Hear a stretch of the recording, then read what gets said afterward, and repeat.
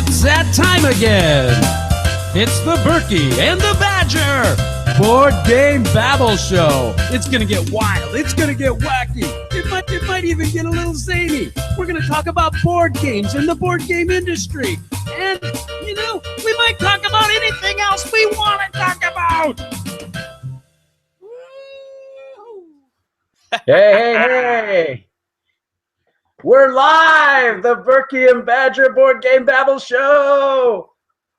Woohoo! It's 9 o'clock at night here in France, and it's 2 p.m. Central Standard Time in lovely Minnesota.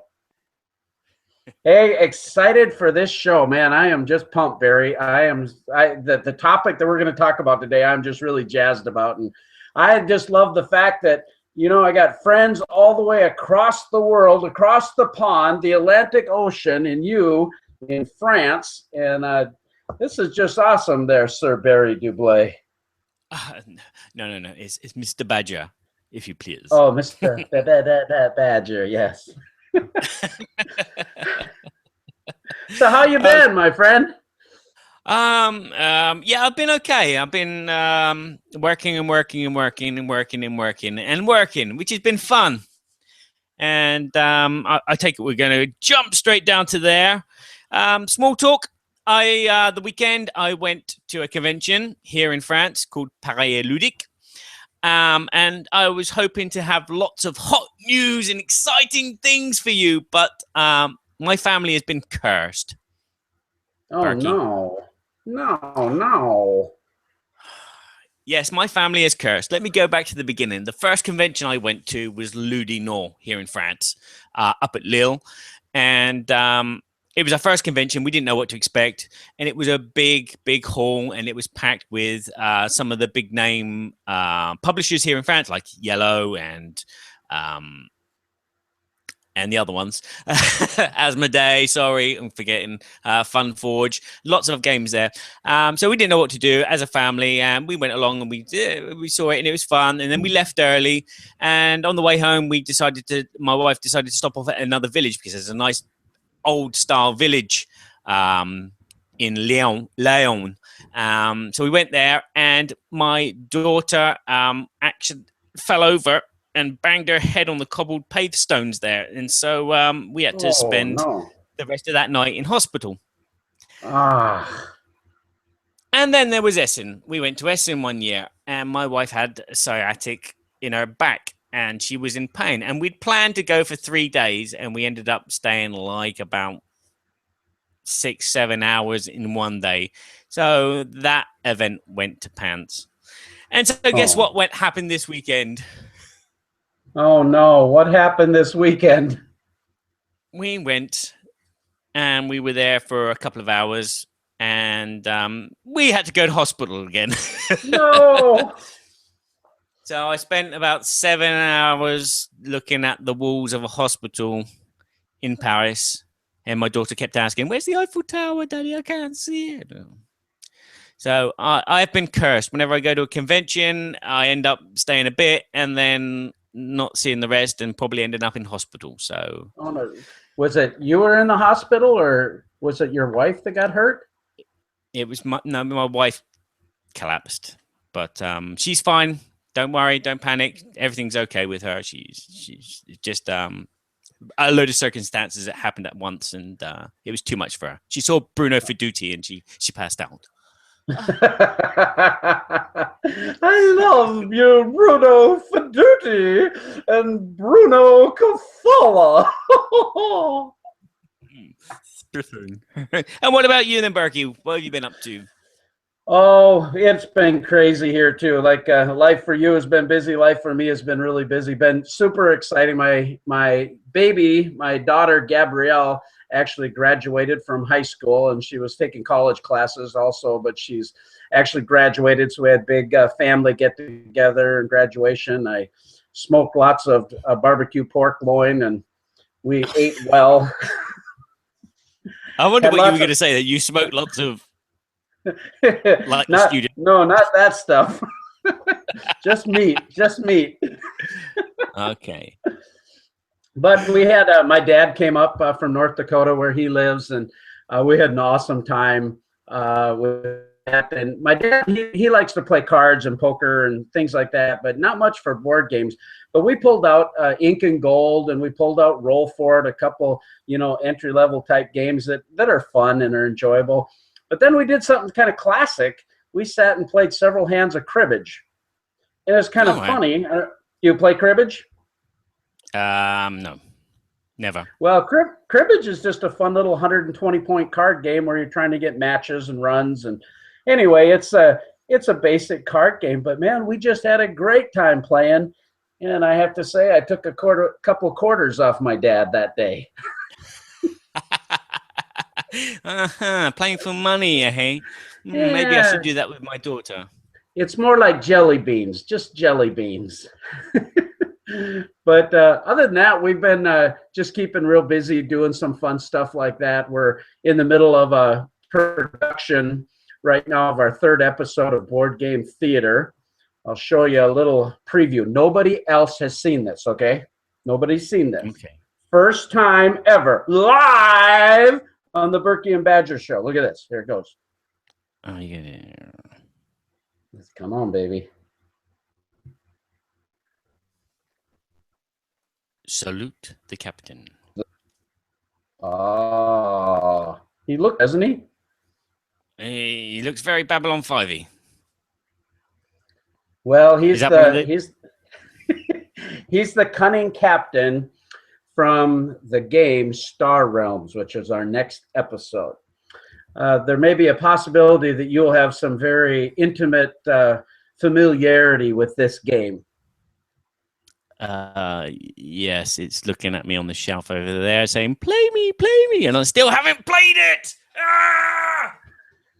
Yeah, we love Star Realms, and we filmed this last Saturday night, and we've got some fun stuff planned, and we've got Marty from Rolling Dice and Taking Names. It's going to be doing a cameo, and Sue Sheldon from a Board Game Breakfast, and possibly the indubitable, incomparable Barry Dublé will be making a cameo. I'm practicing. It's going to be awesome.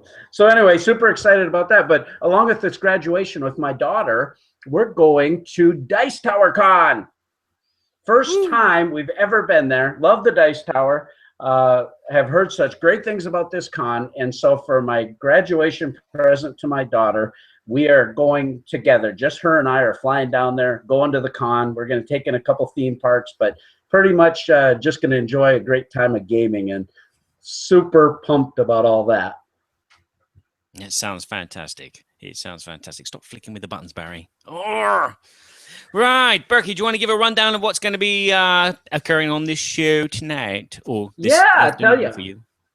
Well, we have some things that make you go, That's our news segment. We've got the good, the not so bad, and the ugly segment. And today's theme, we've got something that's very timely, very apropos for what's happening in pop culture media right now. We've got the latest release of Jurassic World.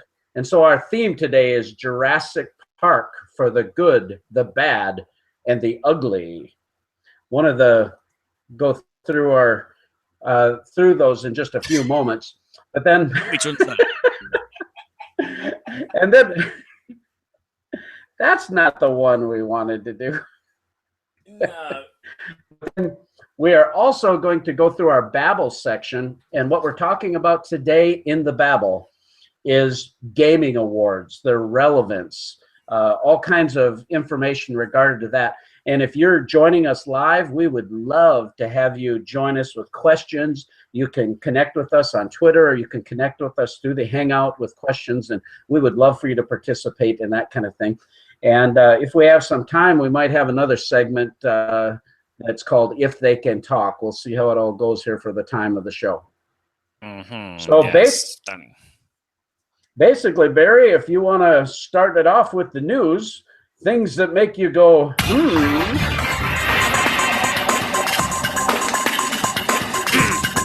Yes, welcome to the news. Yes, this is the news, and we're going to talk about things that make us go, Oh, yeah. Okay, for me, what do I have? Stop the music. Hey, like that. Live show. This is, ladies and gentlemen, ladies and gentlemen, live show. Now, I only picked up a few bits and pieces from my weekend in Paris. I was expecting to go there and play the expansion for Takenoko, which is the Chibis. And I was expecting to go and play the Abyss expansion called Kraken, but that never happened. But the information I did come away with is Cocktail Games, who make those lovely little small games that come in square boxes. They are changing their boxes for nicer boxes. Ah. They must be metal boxes, huh? They're metal boxes. But they're nicer. And that's all the news I have. Oh, no. I could say that Star Realms is coming to Europe, France, and other countries like Spain. And it's been brought by Yellow Games. They're transferring it over. That was one little snippet that I saw. So all the French people would be able to play the game in French instead of in English. Was there some long-awaited expansions that you were thinking about? What, for Star Realms? No, for some other games that were coming out. There was. Oh, my brain has gone to mush. I should have wrote it down on this piece of newspaper. It's from one of your French designers, Bruno, one of the Brunos. He said, scratching his. I wish I had a beard to stroke. Can we say Abyss? Can we say Abyss? I did say Abyss. Did I not say Abyss? No, you didn't. Yes, I said Abyss. I said Abyss, the Kraken expansion. Oh, that's what you were talking about. Well, tell me about it. See? Well, I didn't play it, so I can't tell you nothing about it, I'm afraid. Hey, I love that game, though. We just played Abyss at our last game night, and I did horribly at it. Had the lowest score that I've ever scored, just the way it worked out. But that game is just fantastic. So if they've got an expansion coming out, I'm all in. Yeah, I think it involves black pearls. So, you know, you got the white pearls, but this is black, kind of like a curse pearl. I think I've heard that it's reminiscent of like Lords of Waterdeep. You know, they curse section, but that's just like the Skullport expansion. Yeah, gotcha. Well, I got a couple things that are happening. One of the things with Star Realms that you mentioned is coming to France. They also, not only are we working right now with them to put out an episode for Star Realms, but the designers have come up with a new game called Epic, the card game. And this is basically a Star Realms-ish type of game mechanism. It's a little bit different, but in the fantasy genre. The Kickstarter is blowing the doors out. I've got to tell you, it's going nuts. I think they're almost at $300,000 on the Kickstarter.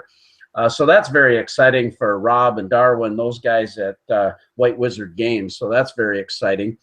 One of my favorite games that we've played, Barry, has an expansion coming out, and it's from Stone Age. And I am super excited about that. What does it do? Well, it does some expansions. I haven't even looked at it yet. It comes with a wheel. So and you fire. can cart your woman back to your house so you can make 2 babies.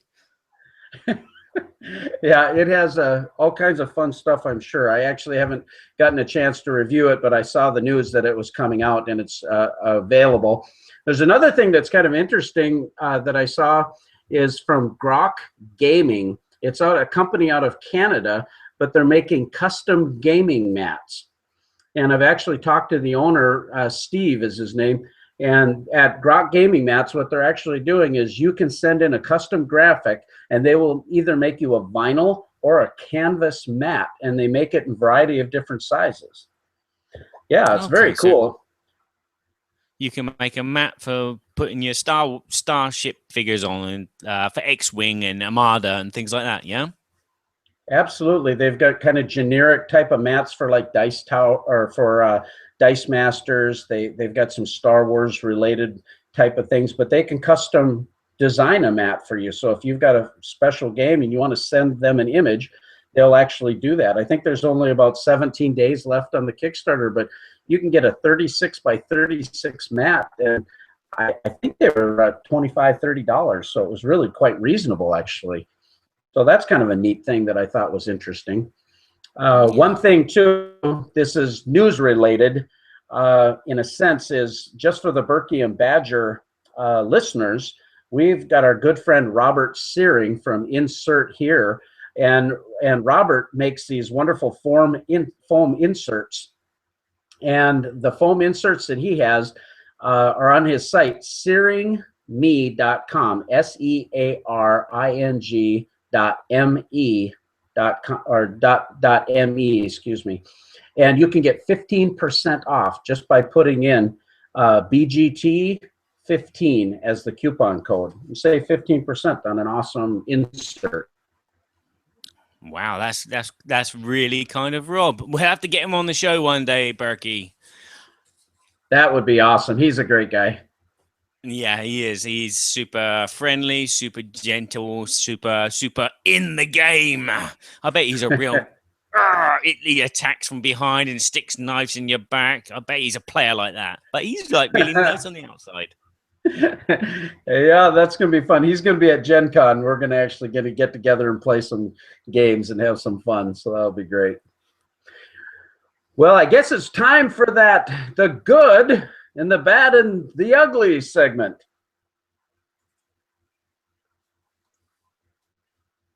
Play. It is time for the good, the bad, and the ugly segment. As soon as Barry turns up the volume and pushes play. The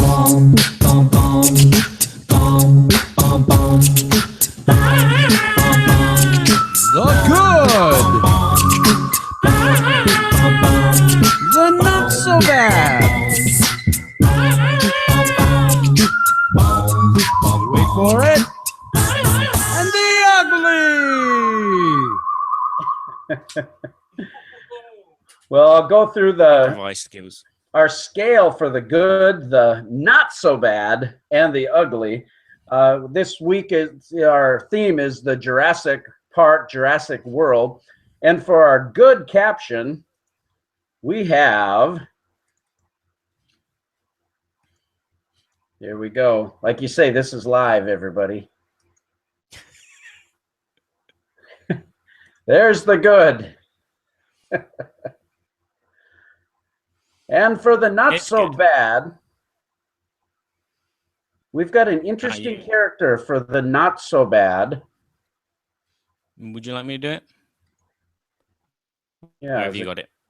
There it is. Now, why did we pick T-Rex for not so bad? Well, yeah, why did we pick the T-Rex for not so bad? Well, you remember at the end of Jurassic Park, you know, the raptors were trying to take everybody out, and T-Rex comes to the rescue. Rah! Well, then I don't want to do any spoiler problems with those of you that haven't seen Jurassic World yet. Let's just put it this way. T-Rex makes an appearance. There you go. And for the ugly, here we go. Here's That'd the ugly. be me. That'd be me. I've got it. There you go. There's the ugly. He's evil. He's torturous. Newman.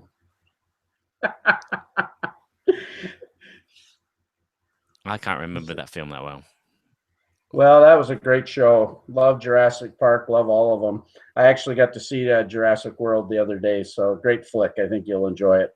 Well, anyway, that's the good, the not so bad, and the ugly. So, Barry, what have you been playing? Well, in Paris Ludique, I got to play a new game from Cocktail Games. I can't find it on Board Game Geek.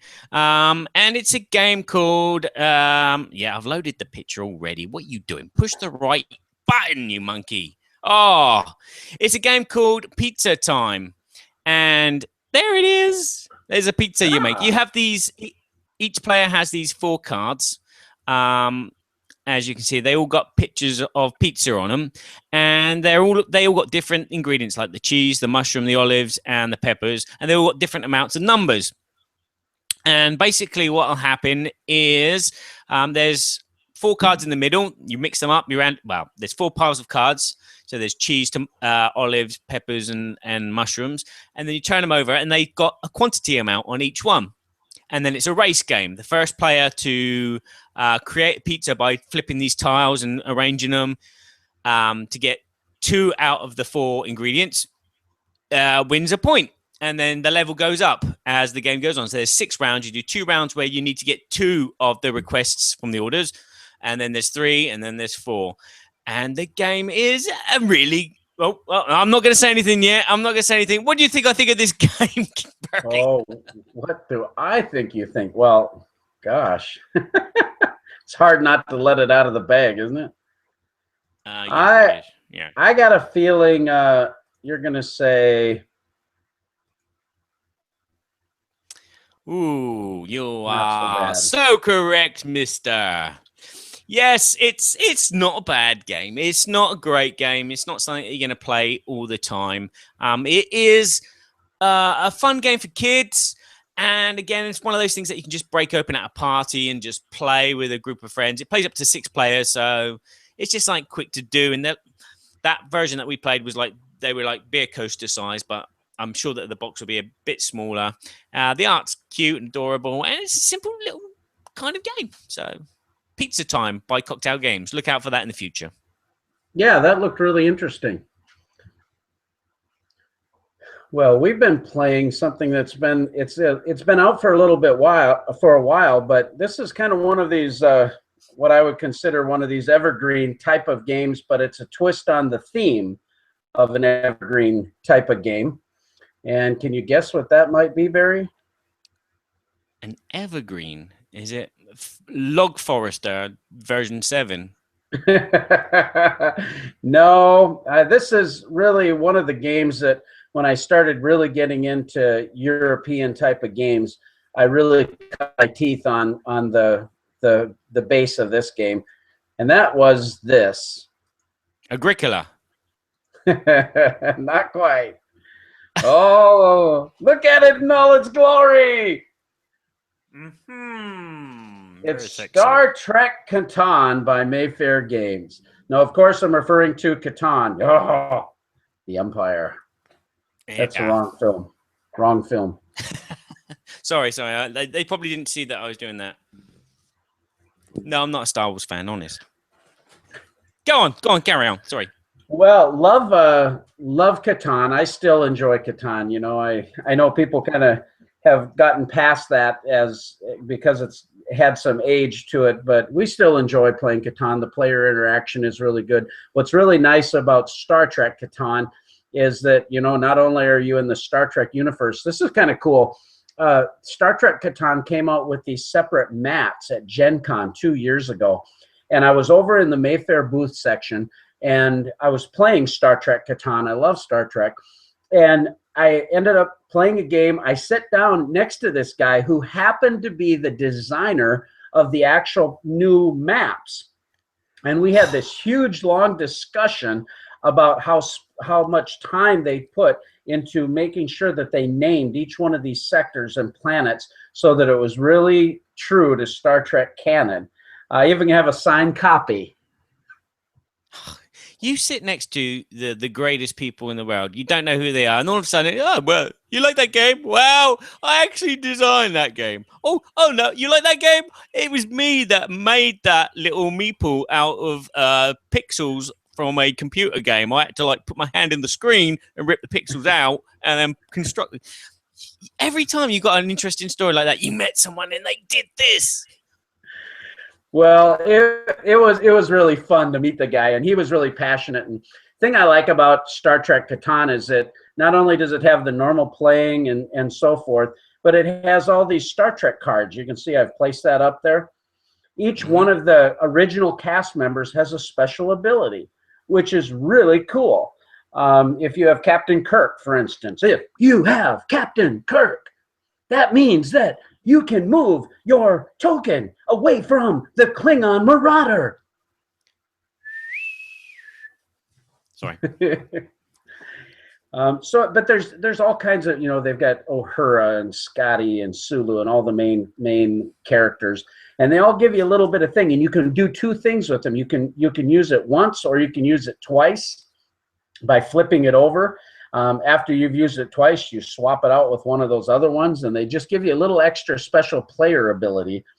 And that's one thing that I think is kind of interesting about it. So what do you think I think about Star Trek Catan, Barry? It's Star Trek. It's Star Trek. You think it's good. There you go. That was a simple one. That was just too simple, wasn't it? It was too simple. It's absolutely very good. Come on, baby. I am sure having troubles with this. Did it get on there? You've got tribbles in your computer. Well, yes, he thinks it's good, ladies and gentlemen. There you go. Like me. I love Catan.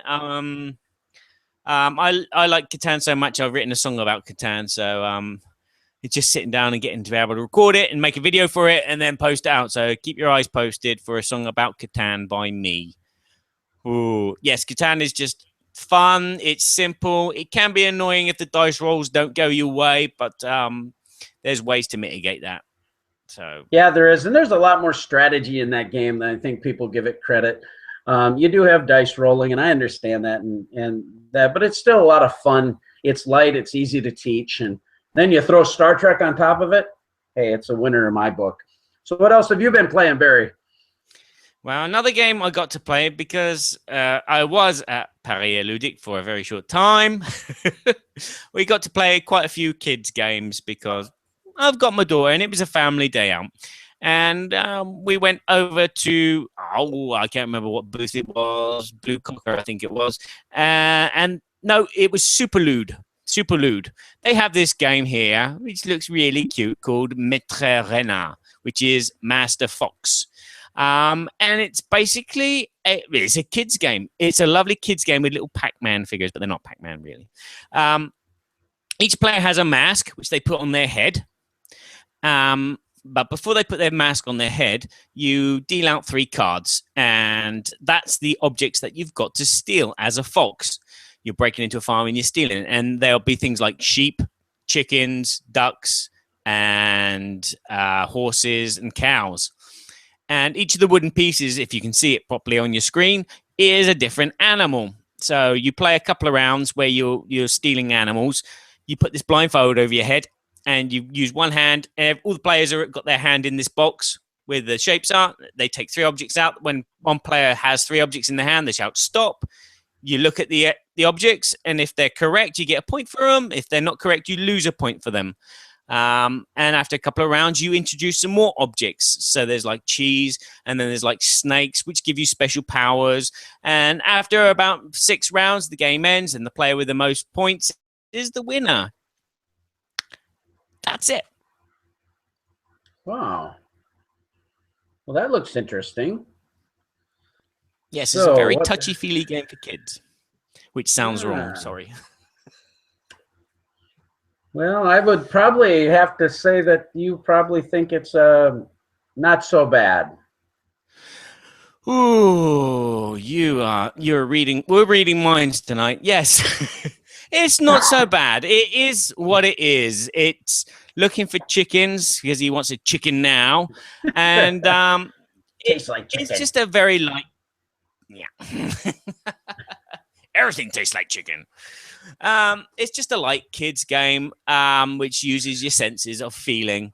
And it's adorable. It's not really replayable for adults, but for kids, they just want to go again. Let's play again. Let's play till 20 points. Let's play to 50 points. First one to 50.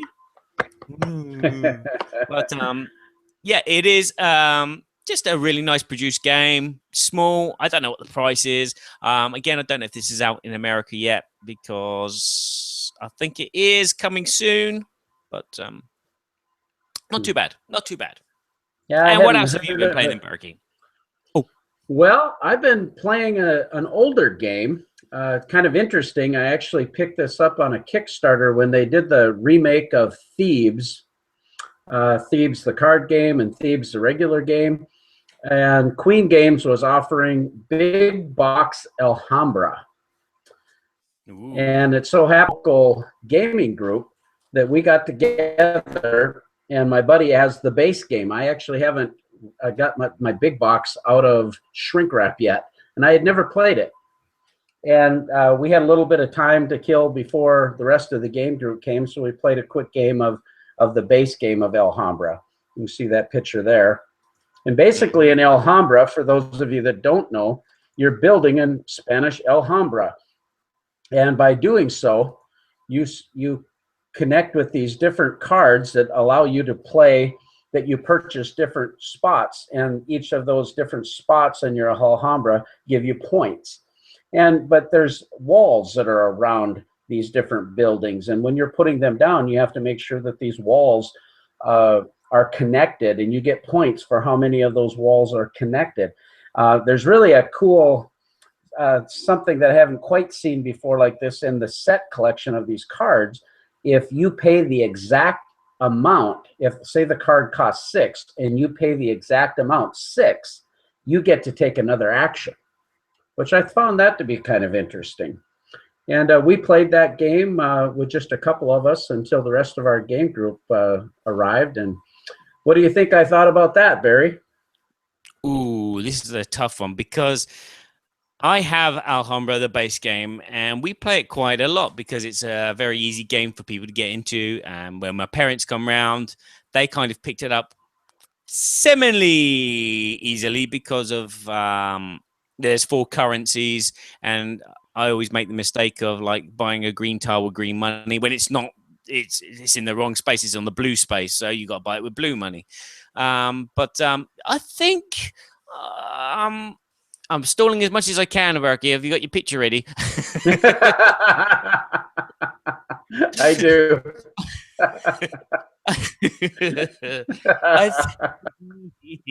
I need some more coffee. I think that you think that this game is not bad. Well, I'm sorry. I got to put it right up there and really good. I mean, this is a Spiel des Jahres winning board game. It fits right in my wheelhouse. I love family weight games. I like heavier games and so forth, but I really enjoy those family weight games. This is the type of game that I can play with my kids and play with my wife. And the 3 of us that played the game, we just had a blast. We were able to pick it up really quickly, but there was a lot of strategy and there was a lot of tension when someone would grab a building when we wanted to grab that building. And so there was that kind of fun. And man, I just really enjoyed it. And I can't wait to break out my big box and get all the expansions in there and find out which ones of those are the best. So I'm not sure why I haven't played it up to now. Yeah, that's a good question. Why haven't you played up till now, Kevin? Oh, good grief. We're going to be talking a little bit later here about gaming awards, and you see all the games that are listed, and then I look at my shelf and the games that I have still in shrink wrap going, I can't even get to these games. Oh dear, you've got an illness there, mate. I'm afraid you need to go see a doctor. If you can't take it out of shrink wrap and just like punch out the punch outs, even. Ooh, I've got games on my shelf which are not in shrink wrap, but they've been punched out, and I've stroked the cards and I've smelt the plastic in the box, and then I put the lid on and I put it on the shelf again. Maybe tomorrow I'll find someone to play that with. Well, I just need to go to the doctor to get inoculation, and it's something that's called the anti-job inoculation. Yeah. And then maybe I could get there. But I'd have to give an inoculation to all my gaming friends too, so they would be inoculated against job, and then we'd all have time to just play games. Whenever I see you on Twitter, you've got like 50 pictures of like your family around a table playing 10 different games in one night. I'm like, I can't even do that. Well, we try to have game night every Tuesday night, and then every other week I get to play. I usually go up to my two daughters' house. They live up about 50 miles from here, and I get together with them, and we have a game night. So, and sometimes on the weekends, then we get some time. But life is busy. I think that's the problem everybody has: too many games and not enough time. Yeah. Maybe one day when you retire, you'll forget all the rules and forget that you love playing games. Yes, Now, I have that dream. oh, that's the. Tell you, how many games do you get to that you haven't played it for a while, and how long does it take you to refresh your mind back in the rules of these games, or at least the strategy of the game? Ooh, that's a good question. Normally, I've kind of like prevision what games I'm going to play on a night. So I like run through my head while I'm in the bath or when I'm on the toilet, and I run through the rules in English and then in French because so yeah, I normally before a games night I choose some games in my head. I run through the rules beforehand, and so I've got a good general idea before I actually go in and say, let's play this. And then someone says, no, I don't want to play that. I want to play that over there. What's that over there? And it's like, oh no, it's Hanabi.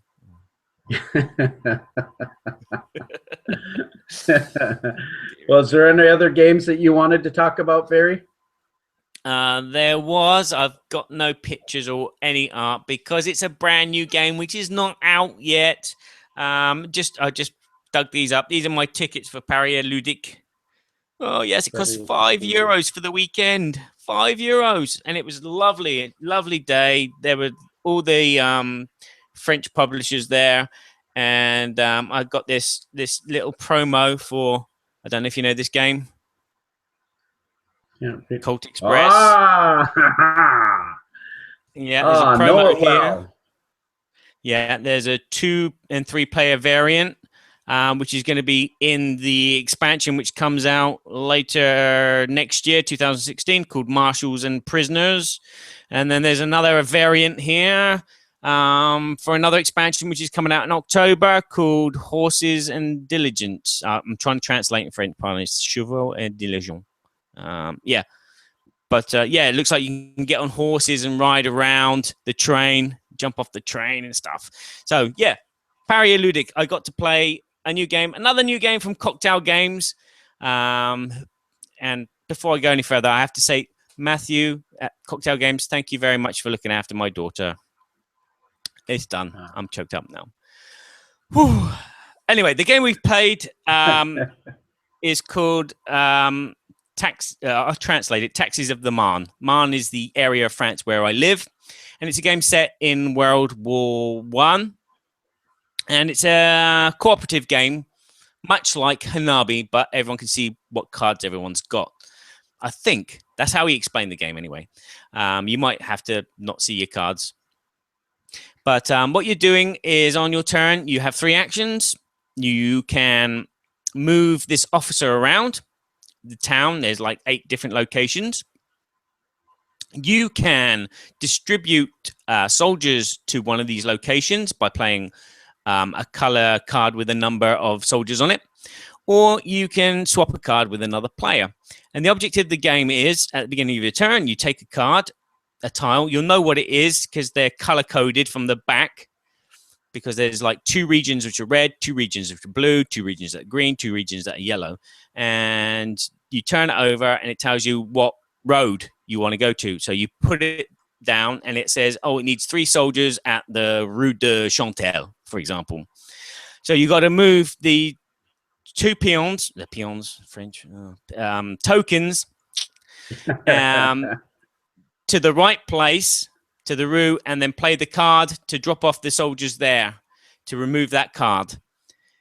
And I was going to tell you what I thought about it. Stop doing that. This is the good, the bad, and the ugly. What do you think I think of this game? What do you think of that game? Well, I'm just going to throw it out there. We probably need an ugly for the cast, so I'll say ugly. Close. Not so bad. It tastes like chicken. It's not so bad. It's very much in that cooperative game, Hanabi, where you're working together to try and play the cards and get the tokens in the right place to remove the tile. It's okay. It's great art. It's great components. Nice tin. Simple gameplay. It's going to appeal to a lot of people, but not probably the hardcore gamers. And it'd be something that'll come out.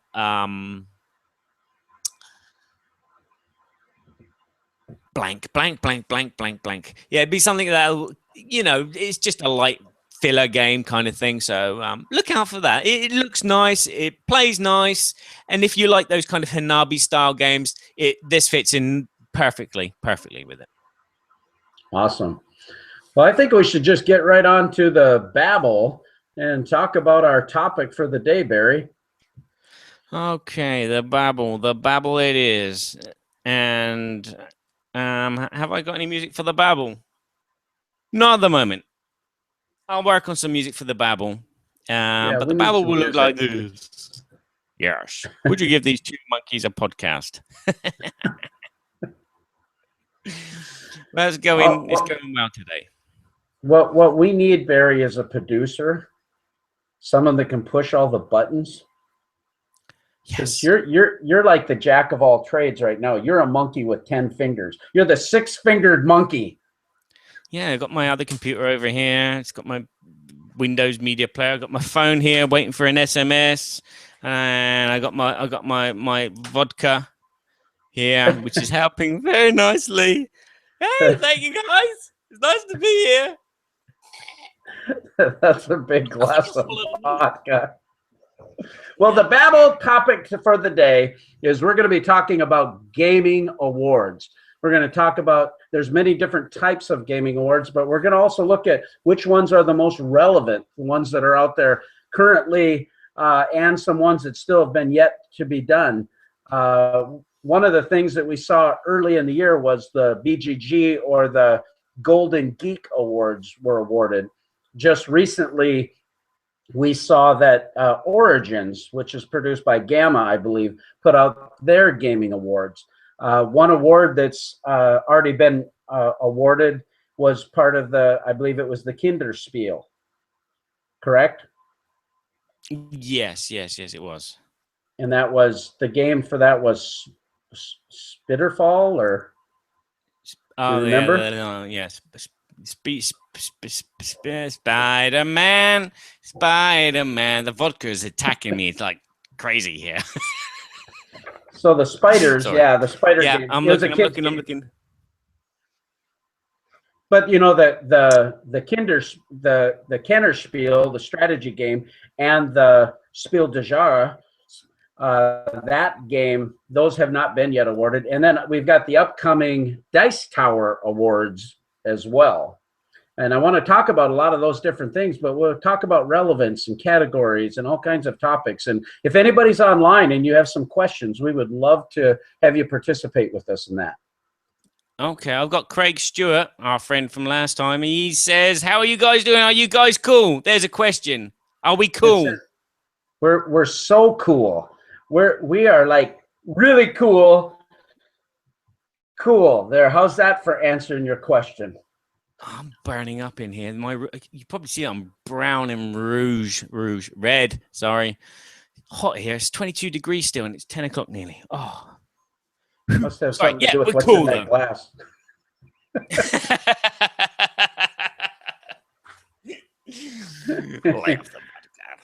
Well, first off, let's just take a look at some of these awards. I've got some paperwork here that you can see, and some awards that were just recently at Origins. There was a ton of different categories at Origins, but guess what the best board game of 2015 was? From Origins. It was Sheriff, wasn't it? It was Sheriff of Nottingham from Arcane Wonders. Why not the Sheriff of Nottingham? And the fan favorite was Dead of Winter from Plat Hat Games. Mm-hmm.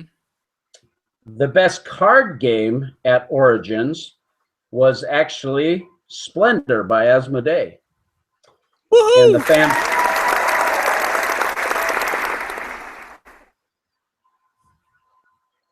And then in the best children's and family game was The Hare and the Tortoise by Aiello.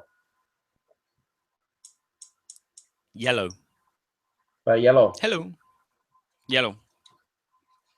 And there was a ton of different categories that were listed there at Origins. I've heard a lot of different people have different commentary on whether they feel that the Origins awards are really a good indication of what really are the best games of the year. Have you entered into that discussion a little bit, Barry? No, I haven't. The Origin Awards don't really mean anything over here, this side of the world, as he says, clicking on the camera again. There we go. Yeah, they don't. Origin Awards are not really important this side of the pond. They're just an event that gives away awards for what they deem is a good game, and at the end of the day, a good game did win. Would you agree? Yeah. Yeah, you know, this year, actually, I thought when you go through the categories, I didn't list through all of them, but I actually thought they were more relevant than what I've seen in the past. So I thought they were better of games that I think reflected what's happening out there in the industry. The Board Game Geek, the Golden Geek Awards, obviously has a worldwide following because the geek is on the internet and people from all over the world take a look at those things. And yet there's been a lot of people that really think that gaming award is a little bit more of a popularity type of contest, really, than an indication of whether the games are the best games. Ooh, I wouldn't say that, because the Board Game Geek Awards are everyone who is a subscriber, is a user on Board Game Geek who gets to vote. So if you don't vote, you don't have a voice. And again, most of the people on Board Game Geek are very gaming is their passion. So they know what the best games are. So when they put a list up of 50 games, you know, these people are going to select the best game, and it's not going to be a popularity competition. I mean, if Star Trek, we've done that one. Star Trek Agricola comes out. Is it going to be popular because it's Agricola, or is it going to be popular because it's Star Trek, or is it going to be popular because it's a good game? And I think it would be popular because it's a good game more than anything on Board Game Geek. Yeah, I think what the argument is, I agree with you, actually. I think that the people who frequent the geek tend to be a little bit more competent regarding board games rather than just what's available. But there's also the argument that, you know, a game like Splendor, for instance, which was the winner for Board Game of the Year, because Splendor was so prolific and out there in the industry. Now, I like Splendor, but do I really think that's the best board game of the entire year? I don't think so. I like it. It's a good game, but I'd have a hard time saying that's the best designed board game out there. Okay. Yeah, I know what you're saying. I happen to think that it is the best board game of last year. I'm giving away my review. Oh dear. But yeah, for me, it was a game that you can jump into. It doesn't matter what level of intelligence you have or what level of gaming intelligence that you have. You could jump into it and you can find lots to do. And it's a game which poses a challenge, and it's a game which is not too luck based, because it's strategy and it's planning and it's just fun. There's something about it which draws you in. And compared to other games, like you're talking about Sheriff of Nottingham winning the Origins Award. Right. That's a game I feel will go down great with some people, and other people will just not get it, if you know what I mean. So if it was me in the Origins committee, it would be that. I think that's probably the argument you can make with most of these, you know, depending on your gaming taste. People who like that social interaction, they're going to love a game like Sheriff. I've played with gamers in one of my game groups. They tend to be a little bit more, they like more of a Euro style game where it can be a little bit more they feel that Splendor is just too simple and it's not challenging enough. And even though I think there's a lot of replayability, because it's always going to be different, I like the game. For them, it was too light in nature. So it's going to be really dependent on your gaming tastes, on how you're going to feel about these things. And that's why I like it that there is quite a lot of different awards ceremonies for board gaming, because then you get a flavor of everything. It's like the Mesner Awards are for games. He says, looking up on the thing here, Mesner is awards given to original, challenging, and well-designed games. And people that like those type of games will obviously rotate to buying a game which has a Mesner Award on it, because it's something which is creative, something which is intelligent and well produced. Whereas something like, let's say, for example, here in France, we have Trick Track, which is the Board Game Geek, and they do an award ceremony, but they do it differently. They ask all their subscribers, all their people that use their site, to vote for any game in the history of the world to go into the award ceremony. And then what they do is they select, I think it's 32 games, and they do a face-off with each one. So each week it'd be chess versus Steam Park. And the winner will go through to the next round. And then they say Catan versus Pastiche. And it just goes like, and the winner could be any game, because it's just total random. It's not total randomness, because it's the users which provide the games, and the most popular games go through. And so, like, every week it's a question of like, okay, this week is it going to be Colt Express or is it going to be Carcassonne? And then everyone votes, and it's just for fun. It's an award for fun's sake. In comparison to Board Game Geek, which is this year, these games come out, this was the best. Mesner, these games come out, this one was the best.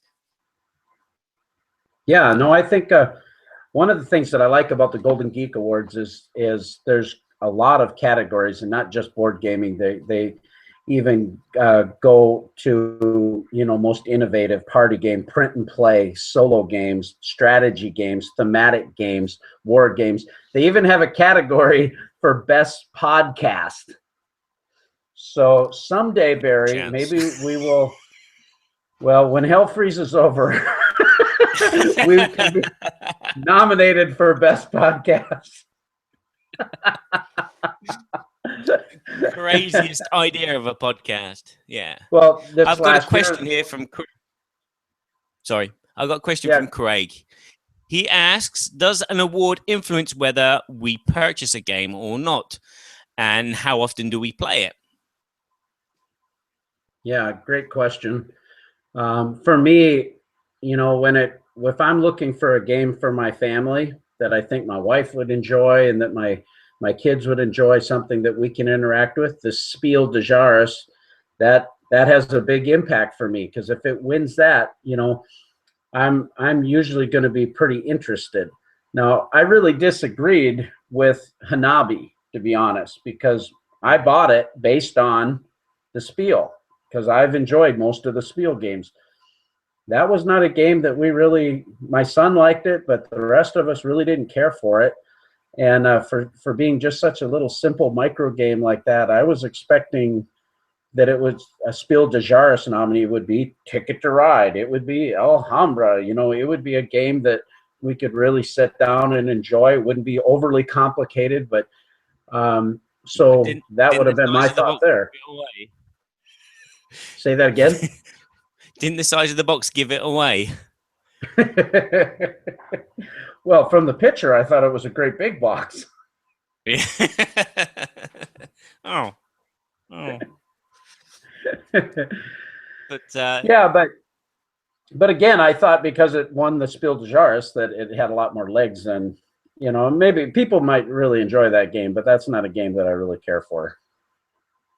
Yeah, I understand what you're saying. I think Hanabi it's a clever idea, but it's a game that you either like or hate.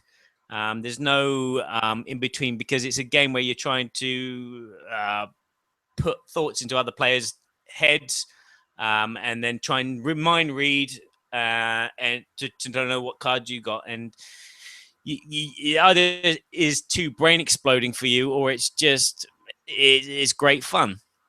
And I can take it or leave it. I still have it. I play it occasionally, and but compared to other Spiel des Jahres winners, they are better. Because they feel like a game. You know what I mean? Like you said, Ticket to Ride feels like a game. You've sat down at the table and spent an hour playing something. It's been challenging and it's been funny. Whereas Hanabi can be funny, or it can break into an argument if you're playing with your parents. I told you that was a 4. No, it wasn't. It was a 3. You said no. You moved that card afterwards. Yeah. So Well, I think that's exactly it. But no, this year, Colt Express is in there. And then in addition to Colt Express, their nominated was Machi Koro, and then The Game. Now, I'd never heard of The Game, so that was kind of, and I think that's been what the consensus has been over here in the States anyway, is most of us don't know why that's even in there. No, we don't know either. It's like Cold Express, Machikuro, The Game. Yeah, exactly. Yeah, it's I know where my money is. It's on The Game. Yeah, well, for me, one of the things that I like too is the Kennerspiel. This year, it's got Orleans, Elysium, and Broom Service. Now, I haven't heard of Broom Service, but Elysium is getting fantastic reviews. I haven't played it yet, but a lot of my friends that I kind of know their taste really like it, so I have a feeling I'm going to like it. But I backed Orleans in the Kickstarter, and Tasty Minstrel, they do a fantastic job, and the Kickstarter of this with all the components, I'm sure is going to be fantastic. So I'm super excited about that. And the Kennerspiel is one of the awards that I really do kind of pay attention to. Yeah, more than any other, more than Board Game Geek, more than Dice Tower, more than Mesna. Yeah. Well, for me, that was a good segue, because this here is something set me up good. The Dice Tower Burky, Awards. Where you going, Burky? I can't see you. Did you see my image? There it is. With a beard. The Dice Tower Awards are now. If I were to take and make a rating of all the different awards that I'm familiar with, the Dice Tower Awards are the awards that I love the way they format it. I love the categories. I like the process. When I look at the people that are voting on this, these are industry, what I would refer to as maybe insiders. Yeah, like yourself are involved. And people who are in the gaming industry have an opportunity to review a lot of different games, have connections with designers, all kinds of different things. And for instance, this year, if you go to the Dice Tower website, best game of the year, I'm just going to give you the nominations. Look at this. We've got Alchemist, Dead of Winter, Crossroads game, Marvel Dice Masters, Avengers versus X-Men, Five Tribes, Imperial Assault, Fantasy Flight Games, Imperial Settlers from Portal. You've got Kanban from Stronghold Games, Splendor from Asmodee, Star Realms from White Wizard Games, Zaya, Legends of the Drift System, by Cody Miller. I mean, this is an amazing lineup of games that are being nominated for Game of the Year. I love the fact that there's that type of nomination process. You look at best co-op games, for instance. I'm just going to go through a few of these lists, if that's okay. Yeah. Sorry. I'll try to go quick here, but Best co-op game of the year: Dead of Winter, Crossroads, Legendary Encounters, Pandemic: The Cure, Shadows of Brimstone, and Witness. For best board game components, you've got Arcadia Quest, Colt Express, Imperial Assault, Splendor. Best family game, look at this: Camel Up, Diamonds, King of New York, Splendor, Spyfall. Best artwork nominees: Abyss. Yay! That's my pick right there. It's amazing. Alchemist, Battle of Five Armies, Imperial Assault, Imperial Settlers. Best game expansions: Seven Wonders, Babble, Cyclades, Mice and Mystics, Terra Mystica, Tuscany. Wow. The best game reprint. Now, this is a category that I think this is a significant category. How many games that are not available, and all of a sudden these companies come in, like Stronghold Games does a great job of bringing some of these games back to life, and bringing them to market.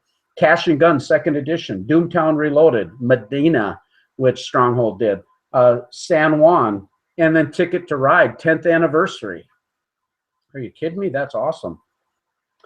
Best theming: Alchemist, Dead of Winter, Imperial Assault, Legendary. The best designer, new designer. Now this is cool. Designers are getting love, and people who are just coming into the industry. Splendor, that's Marc Andre. Heroes of Normandy, Jan et Clem. There was Paperback by Tim Flowers. Alchemist by, I'm going to say this wrong, Nadas Kotri. And then Zaya, Legends of the Drift System by Cody Miller. Wow. Best party. Good choices. Well, best party games. Look at this: Cash and Gun, Spyfall, Good Cop, Bad Cop, Strike a Pose, Cluster Fight. Best small publisher. This kind of surprised me, actually. But Medieval Academy, I hear really great things about that. Paperback, Run, Fight, or Die. That's Richard Launius. Star Realms. You know, that's getting, Star Realms has done fantastically well. Yeah, I mean, how many go of ahead. these games are Kickstarter games and not accessible easily anywhere in a shop or whatever? That's another thing which is surprising. There's Star Realms, which was a Kickstarter project. Run, Fight, or Die, which is a Kickstarter project. Zaya was a Kickstarter project, and they're all getting this critical acclaim, and sometimes you can't really find them. Yeah, no, I hear you. A lot of these games, I have, you know, if I were to be voting on this, there's ones that I would pick, but it would be, I don't know that I could be absolutely objective because I haven't played every one of them. So how do you make a... Do you want to see how I did it when I got the list from Tom? Yeah. I hope Tom's not watching. I got my pint of vodka, like pen, and I went that one. Okay, Splendor. Okay, Splendor. Best game, best artwork, best everything. Splendor. There you go. There you go, Tom. So Splendor's going to win a lot of awards. Well, he's just going to kick yours out now.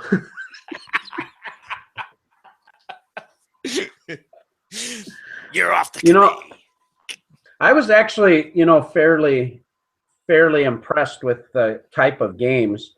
You know, best game of the year, I thought was really a great group of games. I'm going to give you my top 5 of what I think are the best games of the year, and I'm going to give you my personal top 5. Yeah. Can you guess what my #1 game of the year is? It would have to be Star Realms. No. Segway. Imperial Settlers by Ignacy Trzewiczek from Portal Games. It's behind you. There it is. I love it. I played it at BGG Con. I got the "Why Can't We Be Friends? Why Can't We Be Friends" expansion. And Ignacy even signed it for me. And anyway, I love that game. There's an expansion coming out that for two of the Atlanteans or whatever. Love it. Love it. My second game comes from Stronghold Games. Now, Stronghold, they put out a ton of games last year. I mean, they're rocking it. I mean, Stephen Bonacore, they're rocking it. Guess what? What do you think the second game of the year from Stronghold would be? Kanban. Kanban. Yeah, see that? Kanban. When I first played Kanban, we ended up playing it 3 times, and it's a difficult rule set. It was hard to learn it. My son and I were going through it. He's brilliant with rules, but it just was hard getting through the rules. Once we got through the rules, everything just absolutely makes sense. I just love the game. We played it and then played it again. And I heard Mike Fitzgerald at Dice Tower Live at BGG Con get up, and during his 2-minute segment, he spent a good minute and a half talking about Kanban and how beautiful that game was. And I absolutely agree. The third one, go ahead. Go on, carry on. Third one. The third one is the game that you mentioned before that we're featuring. The reason we featured games on Board Game Theater is we're going to feature games that we really love. If people submit games to us, and we might like the games, and we have to make sure they work for our concept with Board Game Theater. But one of the prerequisites is that we love the game. Sheriff of Nottingham, we love it. Luchador, Mexican Wrestling Dice, we love it. Star Realms, it's awesome. And I just think it's a brilliant little 2-player game, easy to get to the table, a lot of fun. Yeah, I've got some other lists here of the game awards. I found the Canadian Game Design Award, which is they choose 4 designers which are Canadians, and they pick a winner. And last year, in 2014, it was Super Motherload. Before that, it was Winfield Gateways, which I've never heard of. And then before that, Coven and Undermining and Octopus Garden. So it's been running a little while, but not a long time. And of course, there's the Mesna Awards, which I kind of rate quite high because they're games which make you think. And they started back in 1990, and their first prize went to Trivial Pursuit Genius Edition. Wow. The next year, they picked Set, and Labyrinth, and then there's Time's Up here, and there's Flux. And then there's Yinch, and there's, what else we got? Quirkle, Dominion, Forbidden Islands, Forbidden Desert, Quicks, Pyramid, Euphoria, Jamie Stegmaier. There he is. Hey, Euphoria, that's a great in 2014. That's a fantastic game. That won I believe, the best new game, board game from a small designer last year at the Dice Tower Awards. And Stonemaier Games, they do some fantastic games. I mean, you love Viticulture and Tuscany, right? Yeah. And Tuscany I need to learn how to play that game and get that game. Yeah. But Stonemaier Games, they do a great job. I really enjoy the stuff they do. Yeah, and they hit all the points in regards to games. They just bring out a game which is perfect in components, a good game, a solid game, something which gets your brain going, something which is not too hard to play, and it's fun to play. So, well, and they seem to really hit on theme too. You know, Viticulture, they're really involved in the theme. Euphoria, it's that dystopian universe that in the artwork is indicative. And they've got a new game coming out called Scythe. Have you seen some of the artwork? Fantastic, they are. Oh, it's incredible. Yeah, I can't wait. So, you know, and Jamie and is it Greg Stone? They come up with the treasure chests as well, and it's amazing stuff. Yeah. Anyway. Yeah, going back to award. Do you think there are too many awards out there, or do you believe that it's fine to have lots and lots of different types of awards for games? Well, I think it's good. I think that each of these gaming awards have different audiences, and that having different audiences can maybe skew how those awards, are given. But I don't, I think you get a game designer, a game publisher, or whatever. I mean, they're getting recognized for producing something, and I think that's good for everybody. So I don't have a problem with it. I just probably might disagree with which ones, for me, are going to be the most relevant. Yeah, I know what you're saying. Yeah, I think having a lot of game awards is like having a lot of board game reviewers. You can see how many of them say this is a 10 out of 10 game and how many of them say this is a 5 out of 10 game. And then you can get a good idea of this is a great game, and then put inside that the thought of, is this a game that I'm going to want to play as well? Because you can't just buy games because Tom says they're the best game in the world. Yeah, go for it. Yay! But you've got to be able to want to play it. It's got to be a theme that you're going to want to play. It's got to appeal to you, the mechanics, everything. So having more awards is a good thing, because if the box is just like nothing but awards on it, it's been recommended by big names in the industry. Well, not in the industry, but in the world. Yeah. Well, again, a little plug there for the Dice Tower. If I were rating all of them, the Dice Tower awards for me are the most relevant, because I like the categories. I have familiarity with a lot of the reviewers out there and kind of understand their tastes a little bit. And when that community comes together, and it's a pretty significant community that's doing this, it's not just 5 guys doing it. I mean, I think last I looked, there was like 90 some, that might be incorrect, but there's quite a few people who are involved in it. And these are industry insiders. And to me, that really defines too, that you've got people who are objective, have different tastes, but are looking at the overall production of these different categories. And they're saying, this is a good game. This is really something to take a look at. And so when I see those awards, I like, yeah, maybe I should try that. Yeah, they are all games that people should be playing, because they have theme, they have great components, they have great gameplay, and in choosing the games is quite hard sometimes when you say, this one's is this one better than that one, or is that one better than this one? And I'm growing my hair back. I did pull it out the other week, but it's grown back. So yeah, it's good. Good selection. Well, Craig asked that question about these awards too, and does it influence our purchases? If I see a Dice Tower logo on the corner of a box, it definitely means something to me. Just like if I saw the Spiel des Jahres logo on the corner of a box. I think those gaming awards help get more games out also to the public, and that helps the hobby.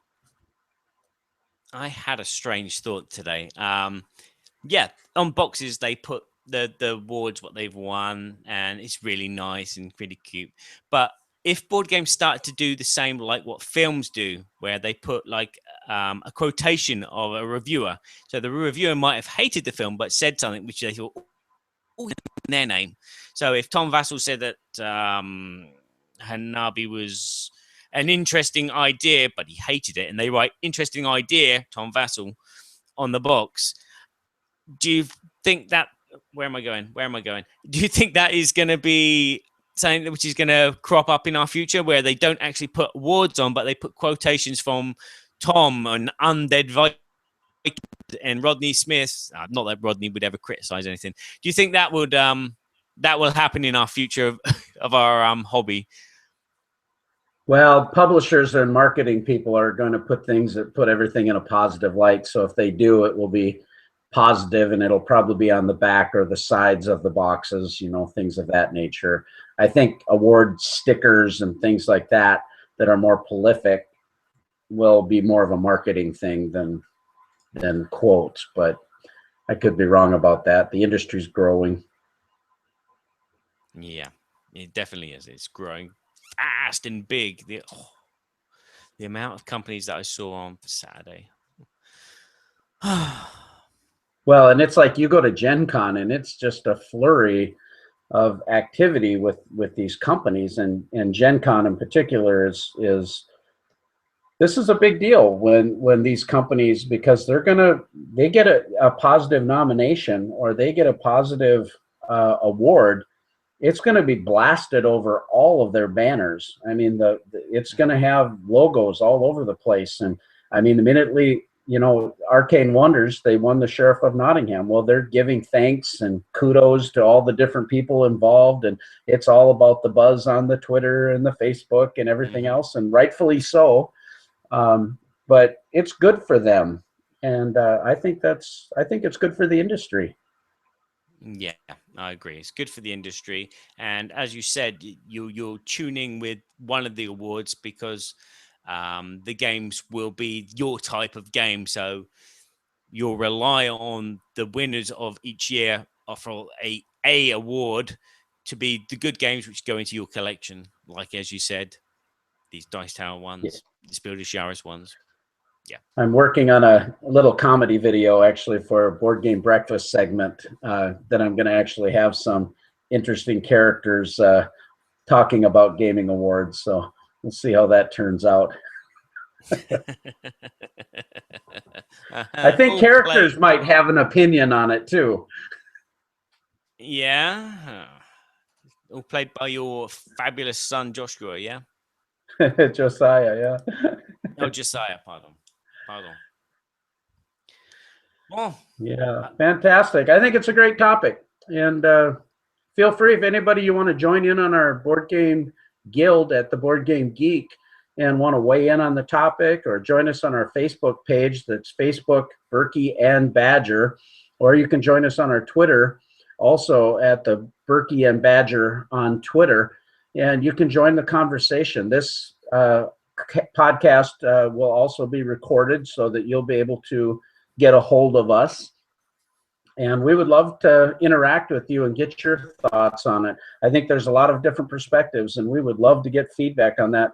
We know our podcast is a Google Hangout, and right now that's what we're able to do technically, and we're working on getting better and better at it. But for now, the real impetus behind this whole thing is just to have fun talking about this hobby that we love so much. And just thank you very much, Barry, for joining us again and doing this show for us and getting it out there. We sure appreciate your insights on it as well.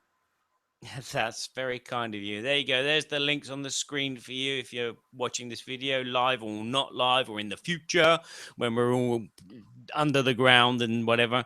So, yeah, it's been a pleasure, Mr. Kevin Burks Hardsmeyer, he said with his terrible Sherman accent. Yeah, it's been a great subject. Again, if there's any awards in the gaming industry that we haven't mentioned, maybe leave a comment down below this video, and so we can go check them out and maybe bring it up at another time in another Burky and Badger Babble thing. Yeah, one thing too that I think we would love to get interaction going forward about additional shows.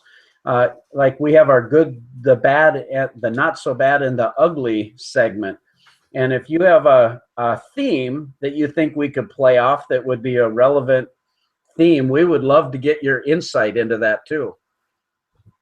And you could send some kind of tweet to Barry to help keep him awake right now. And I'm struggling. Well, I think that's a good segue to sign off then, buddy. Yeah. I think that's a great. Thanks for watching, people. Sorry if I go cauliflower brained. These long hours are killing me. Hopefully, I'll be wide awake for the next show. It's been great, guys. So long. Yeah, thanks very much for watching, and see you next time.